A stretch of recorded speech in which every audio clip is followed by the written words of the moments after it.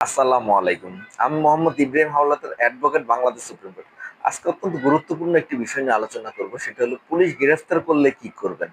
অনেকে জানতে চাচ্ছেন যে পুলিশ যদি হঠাৎ গ্রেফতার করে তাহলে কি করব? তাদের উদ্দেশ্যে বলব, পুলিশ গ্রেফতার করলে আপনার সর্বপ্রথম কাজ হলো পুলিশ আপনাকে কেন গ্রেফতার করলো সেই গ্রেফতারের কারণটা জানান। যে আপনার বিরুদ্ধে কোনো মামলা আছে নাকি পুলিশ সন্দেহজনকভাবে আপনাকে গ্রেফতার করেছে, সেই ব্যাপারটা নিশ্চিত হয়।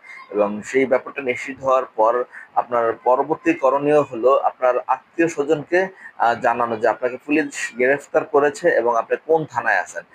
তাদেরকে সেই ব্যাপারটা সেই সম্পর্কে তথ্য দেওয়া এবং তাদেরকে সেই তথ্য দেওয়ার পর তারা তারা যখন আপনার সাথে যোগাযোগ করবে, তাদেরকে যোগাযোগ করে জানানো যে আপনাকে কি ব্যাপারে গ্রেফতার করেছে এবং একজন ভালো আইনজীবীর সাথে যোগাযোগ করার জন্য তাদেরকে বলবেন যেন আপনার জন্য একজন ভালো আইনজীবী নিয়োগ দেওয়া হয়। ধন্যবাদ।